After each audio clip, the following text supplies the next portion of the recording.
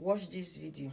Stood once in front of an area of elite producers and stars and social, just everybody that made up the entirety of the power structure of our industry.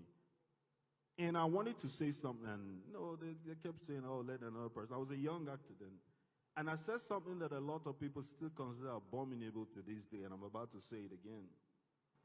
And I asked them, because every one of them got up and said, "Oh, I made that person." Every star of consequence came under somebody. "Oh, I gave this person their first chance. I did this for that person. Without me, you won't do this thing." So we're having a battle between actors and producers that time. Apparently, we got banned because they said I engineered and orchestrated a group that was asking for too much money. Isn't that ridiculous? So apparently, our producers were becoming multi-millionaires, and the actors, not me, guys that were slightly lower, were struggling. And so I called the group and I said, we need to change the structure. Without us, they don't exist.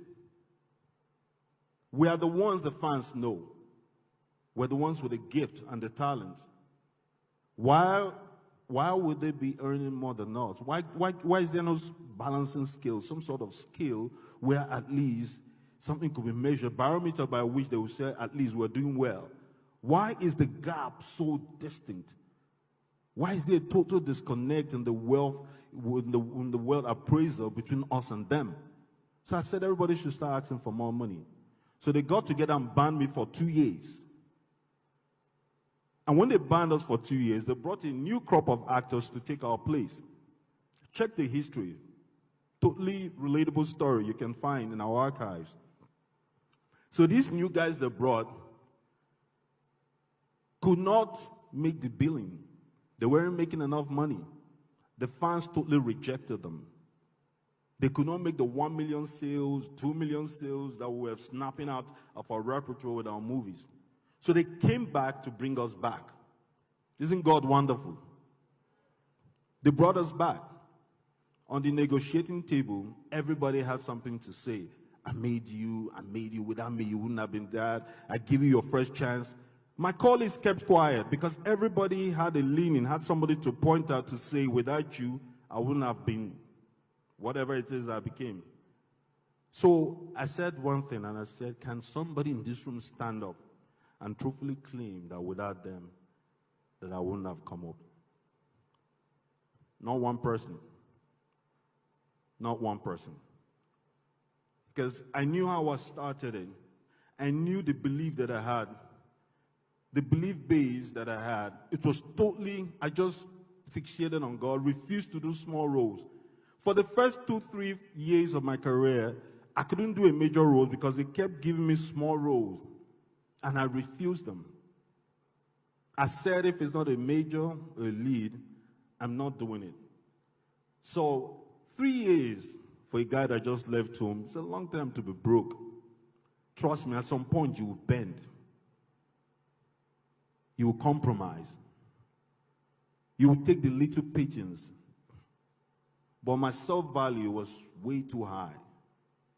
It wasn't about money. It wasn't about anything. I just knew that this is the standard I set, and I wasn't going to relent it, not for anybody, not even for myself. So no matter what I was going through, it's just a question of time. It has to be understood in this room that whatever you're going through is just a question of time.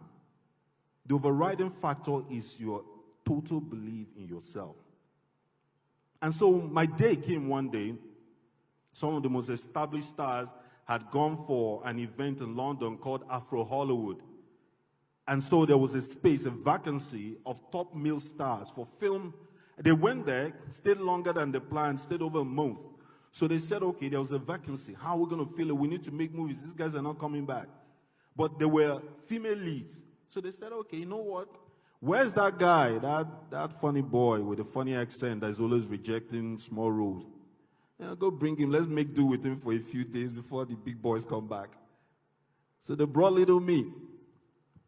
Dumped me there, paid me peanuts. Trust me, you don't want to know how much these guys were paying me. I've received as much as 15 to 20,000 naira for lead.